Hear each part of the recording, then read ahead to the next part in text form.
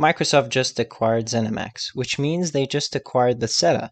Now Bethesda publishes some of the largest gaming franchises out there, including Elder Scrolls, Doom, Fallout, Wolfenstein's obviously one of my personal favorites, the Dishonored series to name a few, and suddenly Microsoft's exclusive problem that plagued them the generation of consoles, I'm gonna make them an awfully camera few could potentially disappear, and considering their Game Pass program that's kind of scary at very least for Sony, but probably for a lot of people.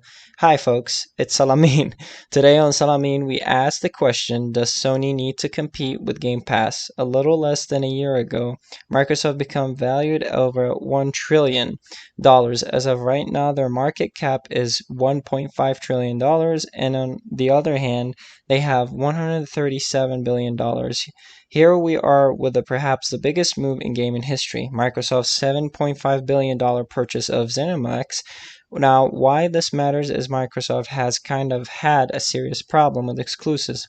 This past generation, the Xbox One just never competed with everything they had going on with PlayStation 4, which included just an absolute ton of amazing titles that range from the Uncharted series to Spider-Man, God of War, and the more recent Ghost of Tsushima, not to mention Horizon Zero Dawn and Bloodborne. I mean, they didn't really have a lot that made you think I need an Xbox for that exclusive. And in previous console generation, that mattered a lot, while Halo is basically always a killer app, and it has done more than probably any other series to keep people on the Xbox platform. And while Sea of Thieves is a good game, there's just not so much on the platform that it competes with what we saw on Sony. That all changes now, given that potentially speaking, Doom is now an exclusive on Xbox now. That doesn't mean it's gonna be walk talk, more about that later. Let's talk the more basic implications here. Microsoft is now the sole owner of a large number of incredibly big gaming franchises.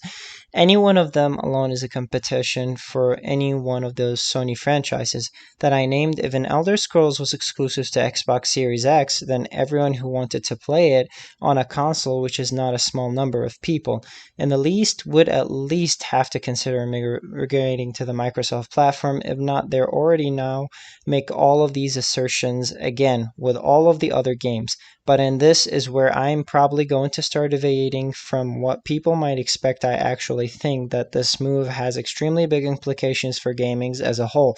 I think that the exclusive game is now done. I think in doing this, Microsoft effectively rendered exclusive somewhat absolute, if not entirely. I don't think that a lot of these games are going to be exclusive for Microsoft's console. I kind of think Doom is probably going to continue to come out on every platform. It can, but Microsoft has effectively made the Xbox Game Pass into the best thing in gaming. Microsoft releases all their internal studios titles free on day one. For people who have the Game Pass, now the Ultimate Xbox Game Pass costs $14.99, which is not a bank breaker, and you get over 100 Xbox games now today. And guess what? All the stuff is most likely getting dumped right into it.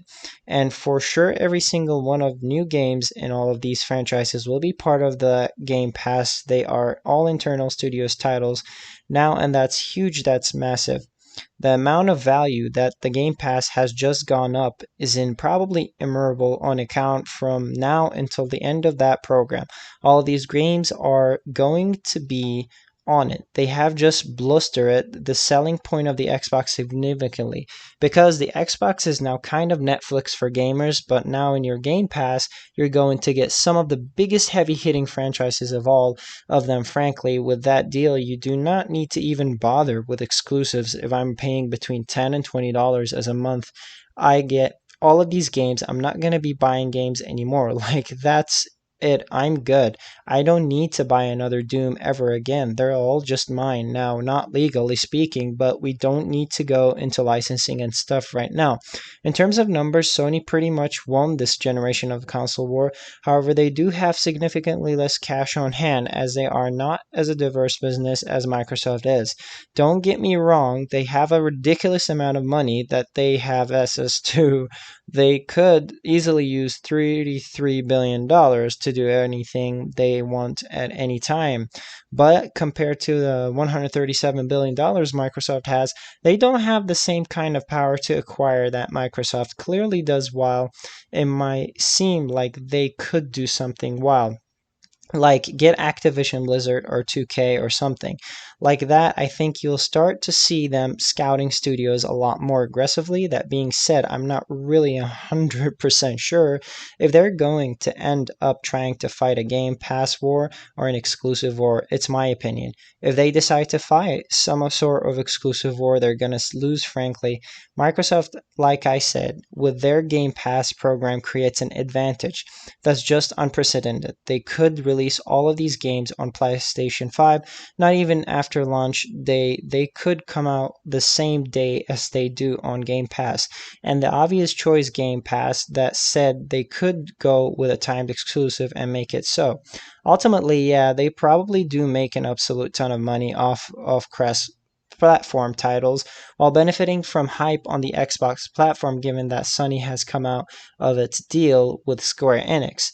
In the last few years, as Square Enix returned to profitability and Sony bought Insomniac Games, I mean, we can see a glimpse of the strategy that Sony had in place prior, which was essentially to have an incredible first-party lineup by a bunch of incredible first-party developers, and up until this Microsoft Bethesda deal, frankly, that was a good strategy, but now these intellectual properties to me look a bit more like bargaining chips rather than things that you can just say, I've got it, you don't buy my platform.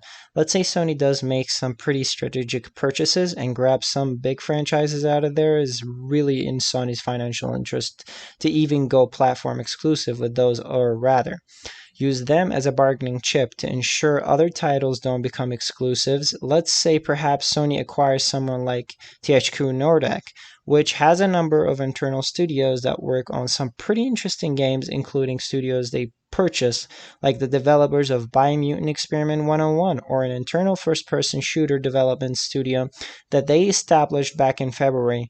Maybe Sony wants Dishonored to be cross-platform, but Microsoft doesn't in theory. Biomutant is a game that a lot of people want. It could be a bargaining chip.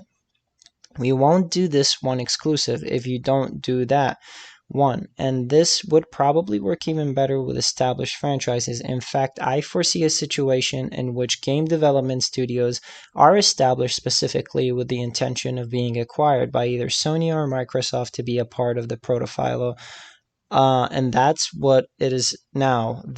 These aren't just platforms, they are now. Also, if things go how I think they are going to go, subscription services, I think Sony's probably going to know that they can't beat Microsoft on exclusives. When Doom, Fallout, Wolfenstein, Elder Scroll, etc. is just possibly off the table, Sony is going to have to know that whatever they can do to ensure that the exclusivity isn't a thing that signs them, they're going to have to come up with an alternative offering to the Game Pass. And right now, the PS Plus collection thing isn't really that. I meant it's close. It gives you a lot of the PS4's best games, but we don't know what the status with the new games is. Also, some of the bigger games are missing from it, like Last of Us 2. Sony kind of already has Game Pass type thing PlayStation now, which is subscription based, gives you access to streaming and downloading a bunch of games. We know quite a few people that do use and enjoy it, but Sony isn't prioritizing it like Microsoft is with a Game Pass.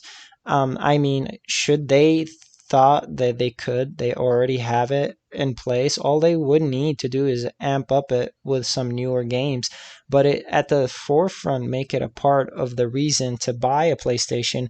You're talking much more competitive price and quality, but the question is that a priority for them? And even so, if Sony does start releasing games cross-platform and instead uses the Game Pass as a means to lure people in, are their exclusives as strong as Doom combined with Halo? I mean, that's a first-person shooter machine.